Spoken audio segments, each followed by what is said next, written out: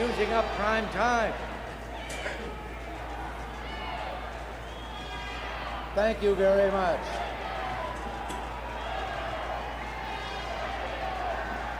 Thank you very much.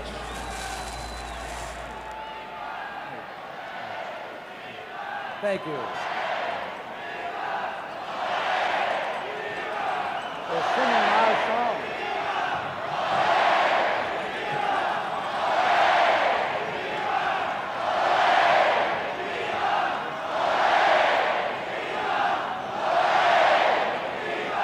Thank you very much.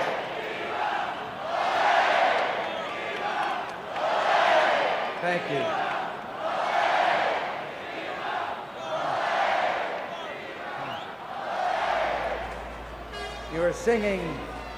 You're singing our song.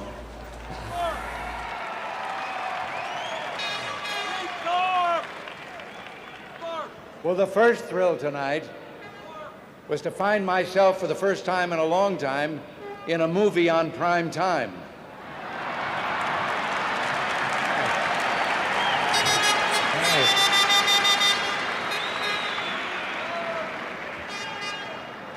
But this, as you can imagine, is the second big thrill. Mr. Chairman, Mr. Vice President-to-be, this convention, my fellow citizens of this great nation, with a deep awareness of the responsibility conferred by your trust, I accept your nomination for the presidency of the United States.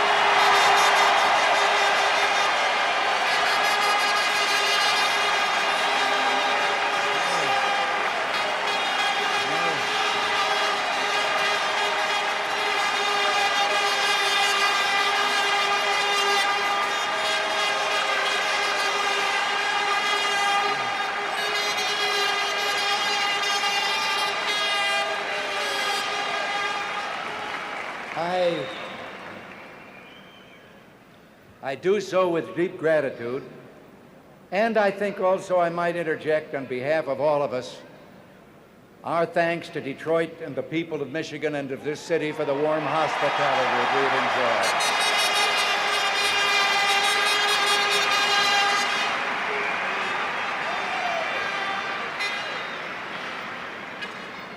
enjoyed. And I thank you for your wholehearted response to my recommendation with regard to George Bush as the candidate for vice president.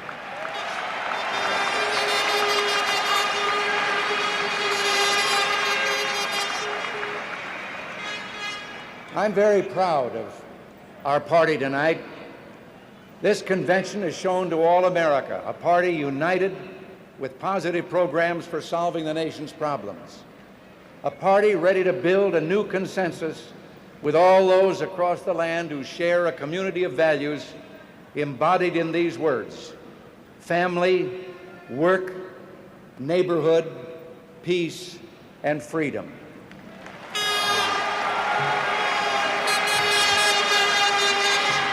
Now, I know that we've had a quarrel or two, but as only as to the method of attaining a goal.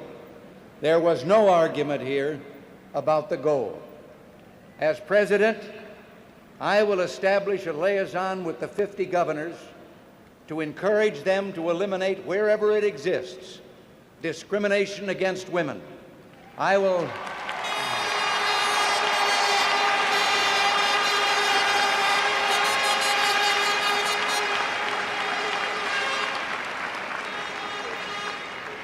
will monitor federal laws to ensure their implementation and to add statutes if they are needed. More than anything else, I want my candidacy to unify our country, to renew the American spirit and sense of purpose. I want to carry our message to every American, regardless of party affiliation, who is a member of this community of shared values. Never before in our history have Americans been called upon to face three grave threats to our very existence, any one of which could destroy us. We face a disintegrating economy, a weakened defense, and an energy policy based on the sharing of scarcity.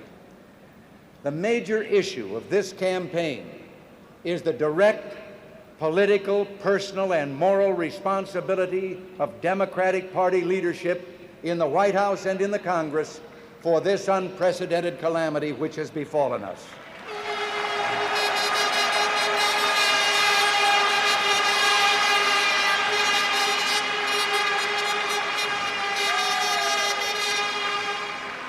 They tell us they've done the most that could humanly be done. They say that the United States has had its day in the sun, that our nation has passed its zenith. They expect you to tell your children that the American people no longer have the will to cope with their problems, that the future will be one of sacrifice and few opportunities. My fellow citizens, I utterly reject that view.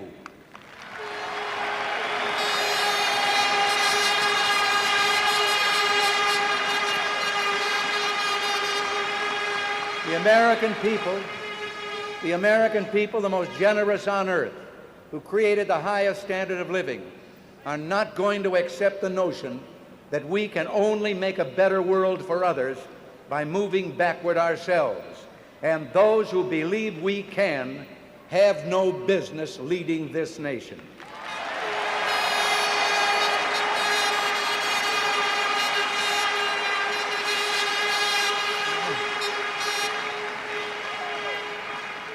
I will not stand by and watch this great country destroy itself under mediocre leadership that drifts from one crisis to the next, eroding our national will and purpose. We have come together here because the American people deserve better from those to whom they entrust our nation's highest offices. And we stand united. We stand united in our resolve to do something about it. We need a rebirth of the American tradition of leadership at every level of government and in private life as well. The United States of America is unique in world history because it has a genius for leaders, many leaders on many levels. But back in 1976, Mr. Carter said, "Trust me." And a lot of people did. And now many of those people are out of work. Many have seen their savings eaten away by inflation. Many others on fixed incomes, especially the elderly, have watched helplessly as the cruel tax of inflation wasted away their purchasing power. And today, a great many who trusted Mr. Carter wonder if we can survive the Carter policies of national defense. Trust me government asks that we concentrate our hopes and dreams on one man, that we trust him to do what's best for us. Well, my view of government places trust not in one person or one party, but in those values that transcend persons and parties. The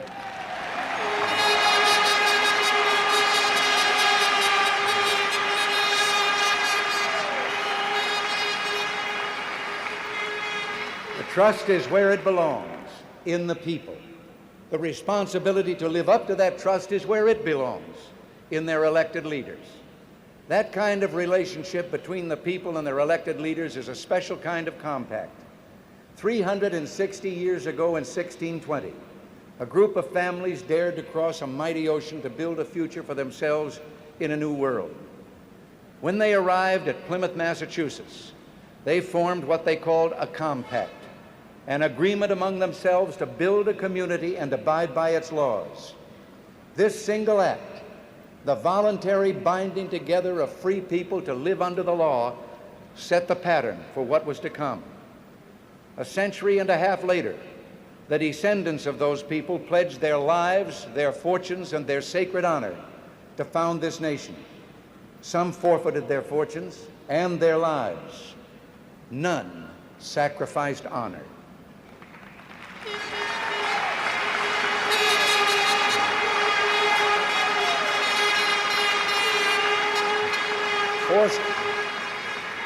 Fourscore and 7 years later, Abraham Lincoln called upon the people of all America to renew their dedication and their commitment to a government of, for, and by the people.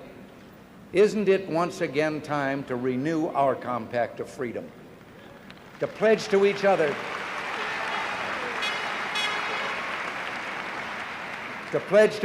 all that is best in our lives, all that gives meaning to them for the sake of this, our beloved and blessed land. Together, let us make this a new beginning. Let us make a commitment to care for the needy, to teach our children the virtues handed down to us by our families, to have the courage to defend those values and virtues and the willingness to sacrifice for them. Let us pledge to restore in our time the American spirit of voluntary service, of cooperation, of private and community initiative, a spirit that flows like a deep and mighty river through the history of our nation. As your nominee, I pledge to you to restore to the federal government the capacity to do the people's work without dominating their lives. I pledge to you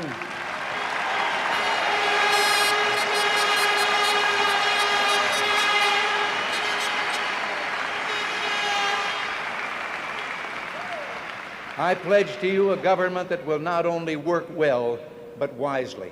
Its ability to act tempered by prudence, and its willingness to do good, balanced by the knowledge that government is never more dangerous than when our desire to have it help us blinds us to its great power to harm us.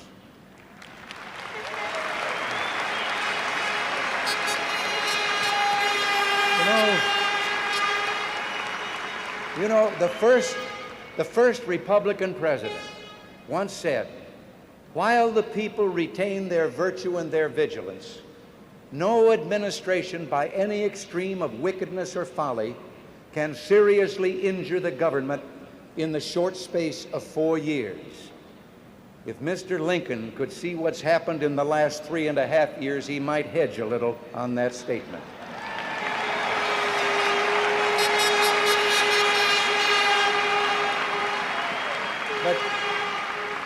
But with the virtues that are our legacy as a free people, and with the vigilance that sustains liberty, we still have time to use our renewed compact to overcome the injuries that have been done to America these past 3.5 years. First, we must overcome something the present administration has cooked up, a new and altogether indigestible economic stew. 1 part inflation, 1 part high unemployment, 1 part recession, 1 part runaway taxes, 1 part deficit spending, seasoned with an energy crisis. It's an economic stew that has turned the national stomach.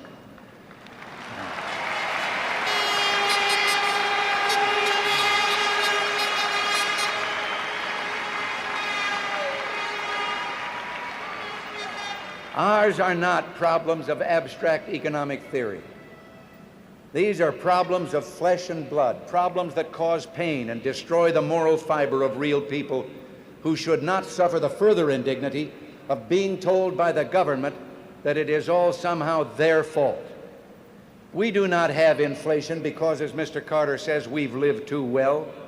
The head of a government which has utterly refused to live within its means and which has in the last few days told us that this coming year's deficit will be $60 billion, dares to point the finger of blame at business and labor, both of which have been engaged in a losing struggle just trying to stay even.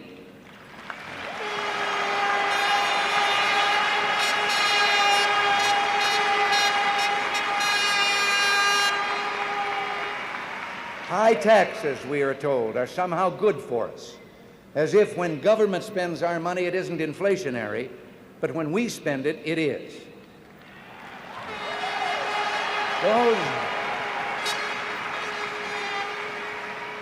Those who preside over the worst energy shortage in our history tell us to use less so that we'll run out of oil, gasoline, and natural gas a little more slowly. Well, now, conservation is desirable, of course, but we mustn't waste energy. But conservation is not the sole answer to our energy needs. America must get to work producing more energy.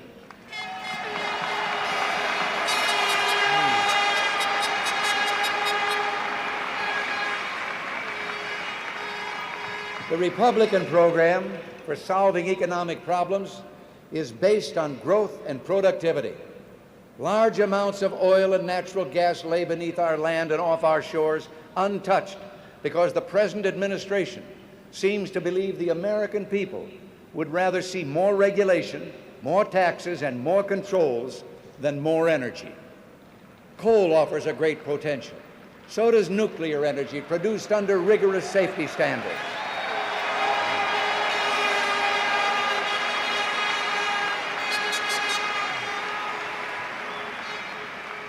It could supply electricity for thousands of industry and millions of jobs and homes. It must not be thwarted by a tiny minority opposed to economic growth, which often finds friendly ears in regulatory agencies for its obstructionist campaigns.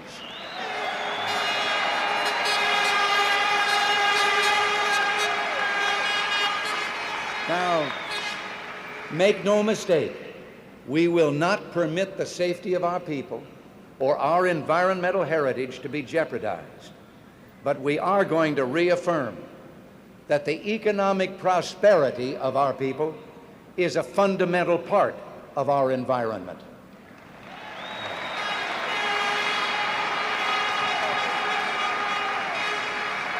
Our problems are both acute and chronic.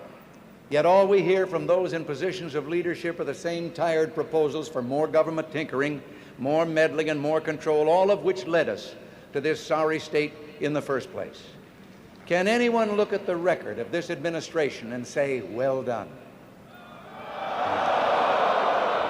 Can anyone compare the state of our economy when the Carter administration took office with where we are today and say, keep up the good work? Can anyone look at our reduced standing in the world today and say, let's have 4 more years of this? I believe the American people are going to answer these questions as you've answered them in the first week in November, and their answer will be, no, we've had enough.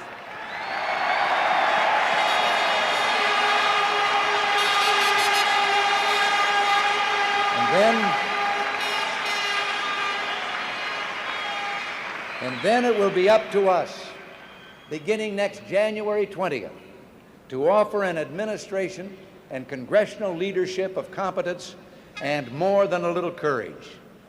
We must have the clarity of vision to see the difference between what is essential and what is merely desirable, and then the courage to bring our government back under control. It is essential. It is essential that we maintain both the forward momentum of economic growth and the strength of the safety net between those in our society who need help. We also believe it is essential that the integrity of all aspects of Social Security be preserved. Beyond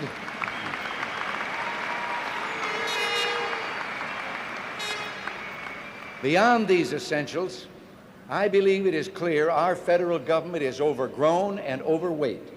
Indeed, it is time our government should go on a diet.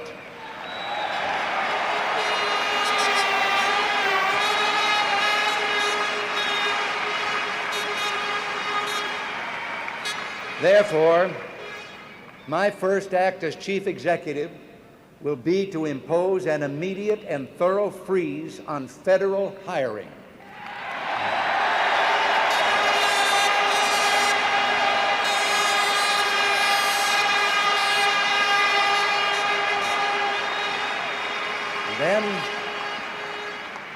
Then we're going to enlist the very best minds from business, labor, and whatever quarter, to conduct a detailed review of every department, bureau, and agency that lives by federal appropriation.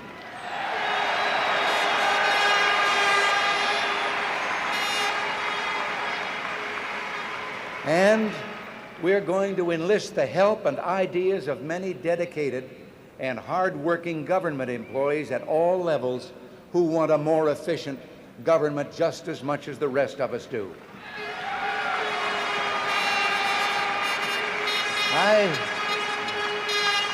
I know that many of them are demoralized by the confusion and waste they confront in their work as a result of failed and failing policies. Our instructions to the groups we enlist will be simple and direct. We will remind them that government programs exist at the sufferance of the American taxpayer and are paid for with money earned by working men and women, and programs that represent a waste of their money, a theft from their pocketbooks, must have that waste eliminated or that program must go.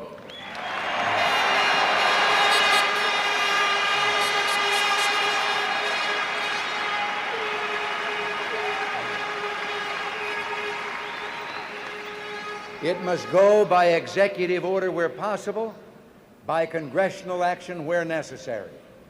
Everything that can be run more effectively by state and local government, we shall turn over to state and local government along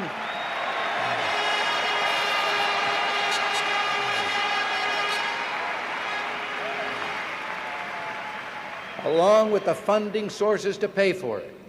We're going to put an end to the money merry-go-round where our money becomes Washington's money to be spent by states and cities exactly the way the federal bureaucrats tell us it has to be spent.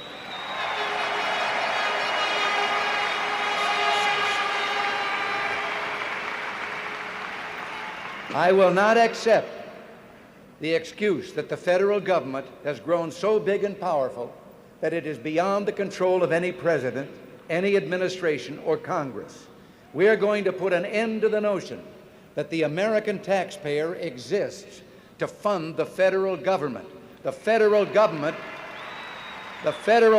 exists to serve the American people.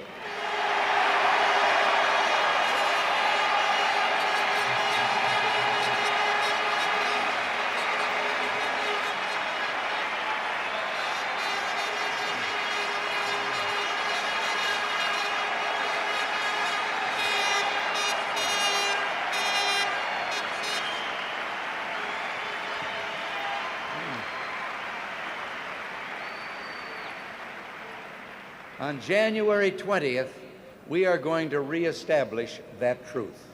Also on that date, we are going to initiate action to get substantial relief for our tax-paying citizens and action to put people back to work.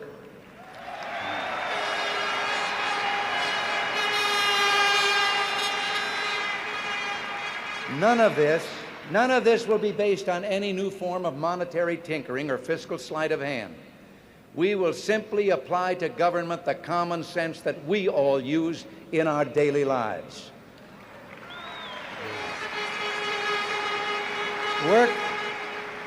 Work and family are at the center of our lives, the foundation of our dignity as a free people. When we deprive people of what they've earned or take away their jobs, we destroy their dignity and undermine their families. We can't support families unless there are jobs, and we can't have jobs unless the people have both money to invest and the faith to invest it.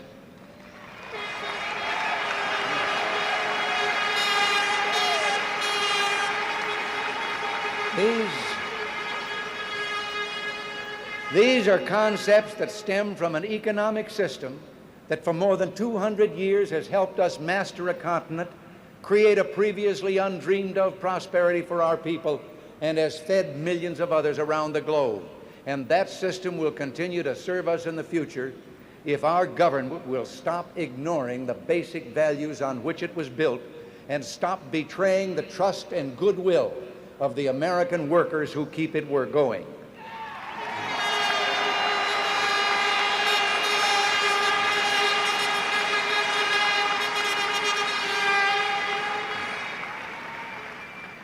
The American people are carrying the heaviest peacetime tax burden in our nation's history, and it will grow even heavier under present law next January.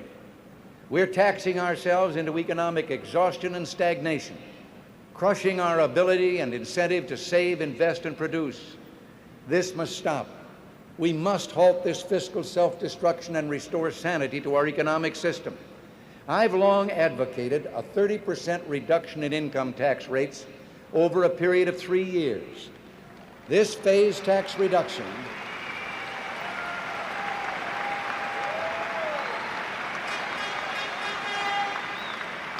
This phased tax reduction would begin with a 10% down payment tax cut in 1981, which the Republicans in Congress and I have already proposed.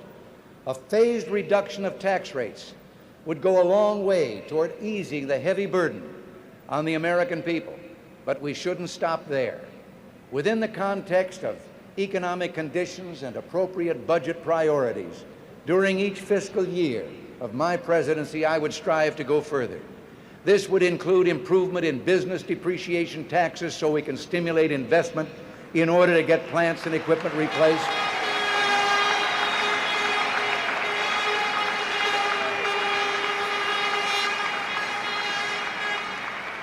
Put more Americans back to work and put our nation back on the road to being competitive in world commerce. We will also work to reduce the cost of government as a percentage of our gross national product.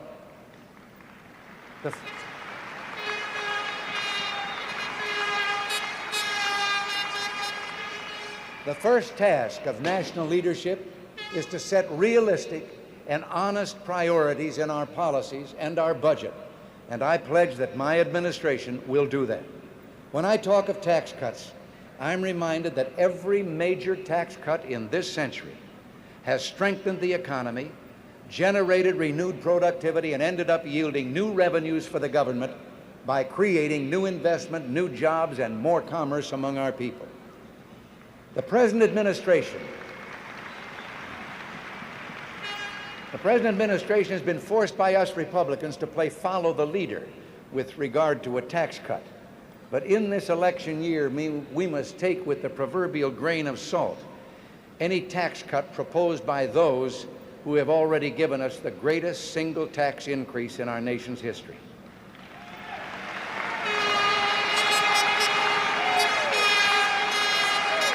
When those in leadership give us tax increases and tell us we must also do with less, have they thought about those who've always had less, especially the minorities? This is like telling them that just as they step on that first rung of the ladder of opportunity, the ladder is being pulled out from under them. That may be the Democratic leadership's message to the minorities, but it won't be our message.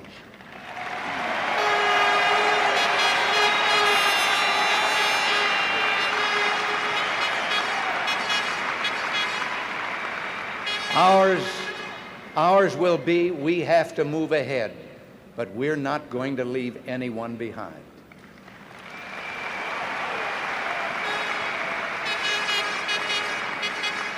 Thanks to the economic policies of the Democratic Party, millions of Americans find themselves out of work. Millions more have never even had a fair chance to learn new skills, hold a decent job, or secure for themselves and their families a share in the prosperity of this nation. It's time to put America back to work, to make our cities and towns resound with the confident voices of men and women of all races, nationalities, and faiths, bringing home to their families a paycheck they can cash for honest money.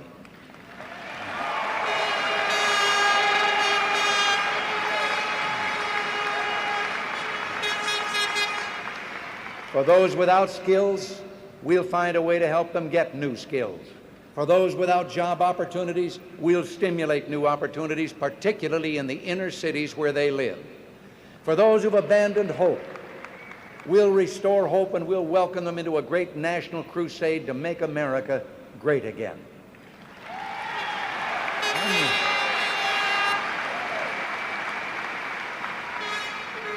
When we move from domestic affairs and cast our eyes abroad, we see an equally sorry chapter in the record of the present administration. A Soviet combat brigade trains in Cuba just 90 miles from our shores. A Soviet army of invasion occupies Afghanistan, further threatening our vital interests in the Middle East. America's defense strength is at its lowest ebb in a generation, while the Soviet Union is vastly outspending us in both strategic and conventional arms. Our European allies, looking nervously at the growing menace from the East, turn to us for leadership and fail to find it. And incredibly, more than 50, as you've been told from this platform so eloquently already, More than 50 of our fellow Americans have been held captive for over 8 months by a dictatorial foreign power that holds us up to ridicule before the world. Adversaries large and small test our will and seek to confound our resolve. But we are given weakness when we need strength, vacillation when the times demand firmness. The Carter administration lives in a world of make-believe, every day drawing up a response to that day's troubles, regardless of what happened yesterday and what will happen tomorrow. But you and I live in a real world where disasters are overtaking our nation without any real response from Washington. This is make-believe, self-deceit, and above all, transparent hypocrisy. For example,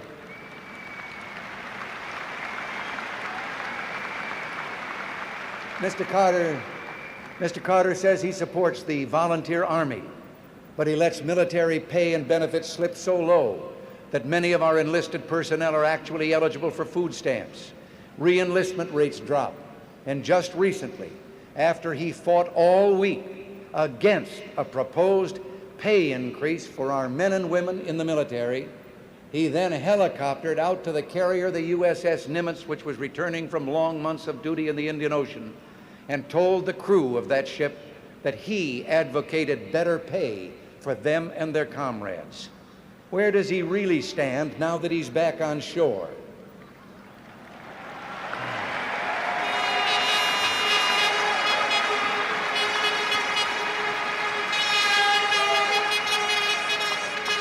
Well, I'll tell you where I stand.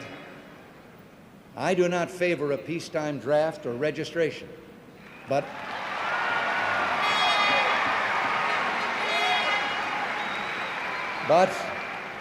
I do favor pay and benefit levels that will attract and keep highly motivated men and women in our volunteer forces.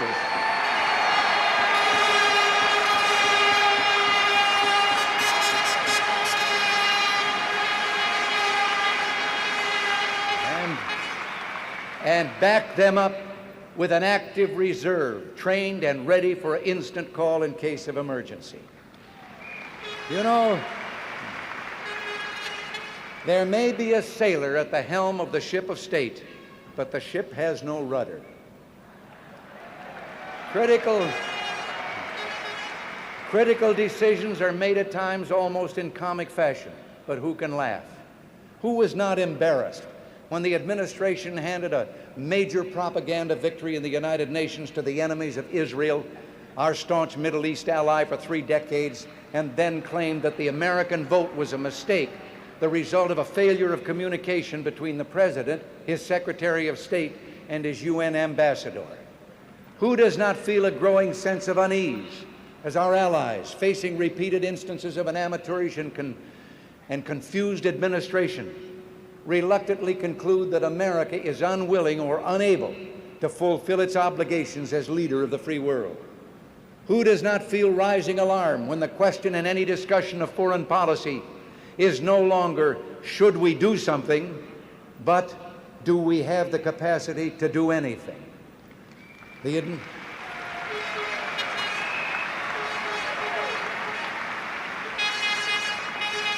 The administration which has brought us to this state is seeking your endorsement for 4 more years of weakness, indecision, mediocrity, and incompetence. No American should vote until he or she has asked, is the United States stronger and more respected now than it was 3.5 years ago? Is the world safer, a safer place in which to live? It is the responsibility of the President of the United States in working for peace to ensure that the safety of our people cannot successfully be threatened by a hostile foreign power. As President, fulfilling that responsibility will be my #1 priority.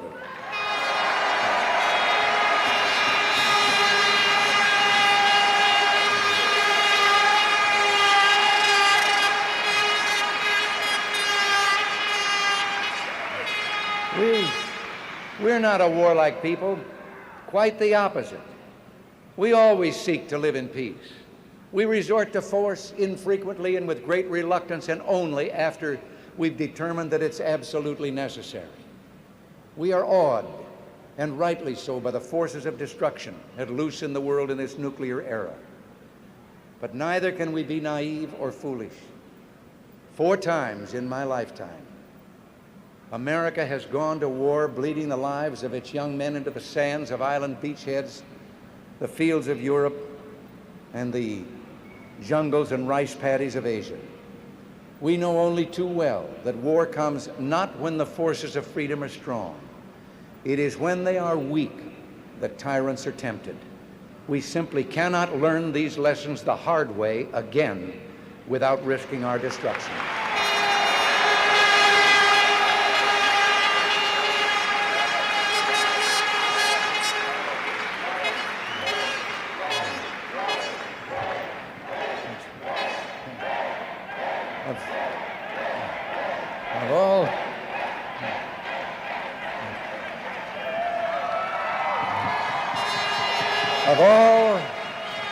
Of all the objectives we seek, first and foremost is the establishment of lasting world peace. We must always stand ready to negotiate in good faith, ready to pursue any reasonable avenue that holds forth the promise of lessening tensions and furthering the prospects of peace. But let our friends and those who may wish us ill take note. The United States has an obligation to its citizens and to the people of the world never to let those who would destroy freedom dictate the future course of life on this planet.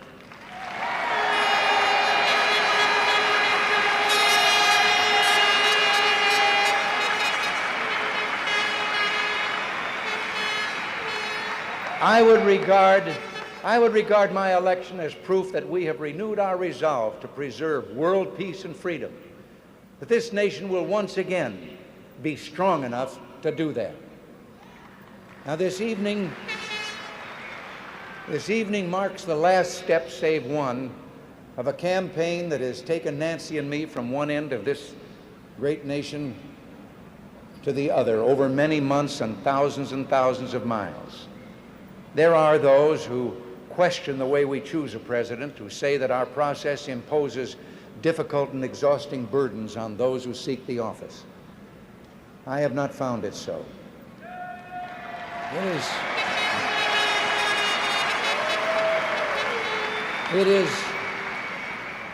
It's impossible to capture in words the splendor of this vast continent which God has granted as our portion of His creation. There are no words to express the extraordinary strength and character of this breed of people we call American. Everywhere we've met thousands of Democrats, independents, and Republicans from all economic conditions, all walks of life, bound together in that community of shared values of family, work, neighborhood, peace, and freedom. They're concerned, yes. They're not frightened. They're disturbed, but not dismayed. They are the kind of men and women Tom Paine had in mind when he wrote during the darkest days of the American Revolution, "We have it in our power to begin the world over again."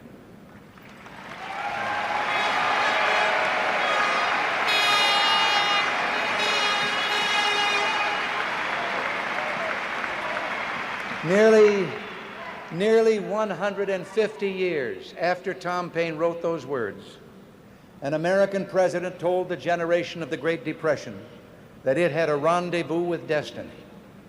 I believe this generation of Americans today also has a rendezvous with destiny.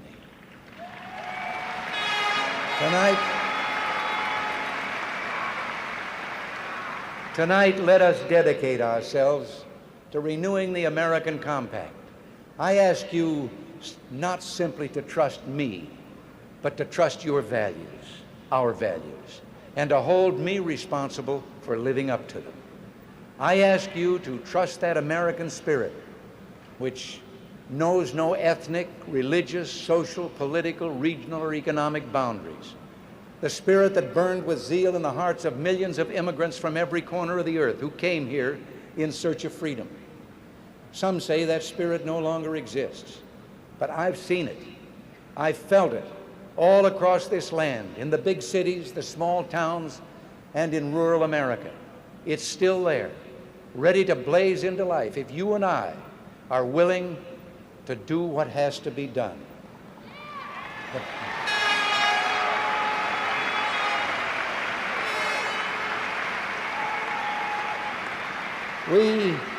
We have to do the practical things, the down-to-earth things such as creating policies that will stimulate our economy, increase productivity, and put America back to work. The time is now to limit federal spending, to insist on a stable monetary reform, and to free ourselves from imported oil. The time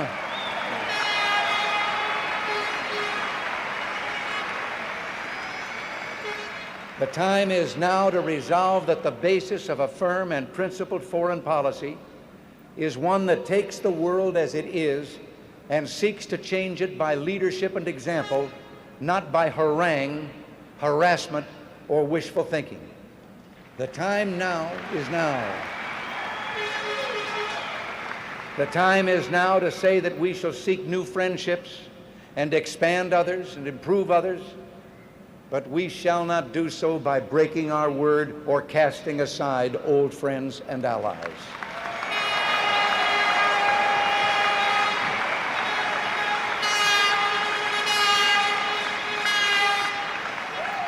And the time is now to redeem promises once made to the American people by another candidate in another time and another place.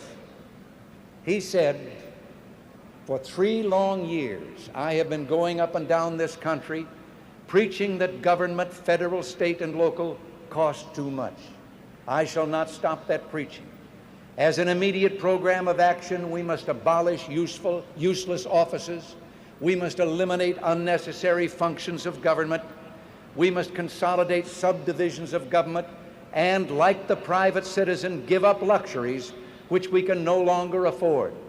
And then he said, "I propose to you, my friends, and through you, that government of all kinds, big and little, be made solvent, and that the example be set by the President of the United States and his cabinet." End of quote. That was Franklin Delano Roosevelt's words as he accepted the Democratic nomination for president in 1932. The time is now, my fellow Americans, to recapture our destiny, to take it into our own hands. And to do this, will take many of us working together. I ask you tonight, all over this land, to volunteer your help in this cause so that we can carry our message throughout the land. Isn't it time that we, the people, carry out those unkept promises that we pledged to each other and to all America on this July day, 48 years later, that now we intend to do just that?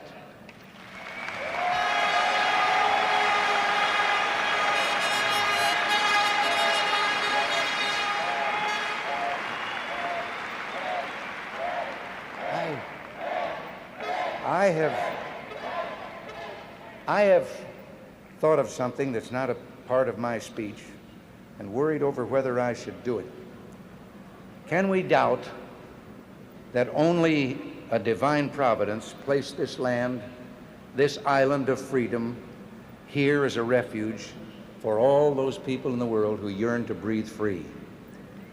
Jews and Christians enduring persecution behind the Iron Curtain, the boat people of Southeast Asia, of Cuba, and of Haiti, the victims of drought and famine in Africa, the freedom fighters in Afghanistan, and our own countrymen held in savage captivity.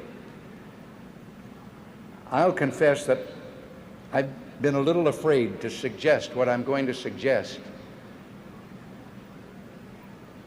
I'm more afraid not to. Can we begin our crusade, join together in a moment of silent prayer?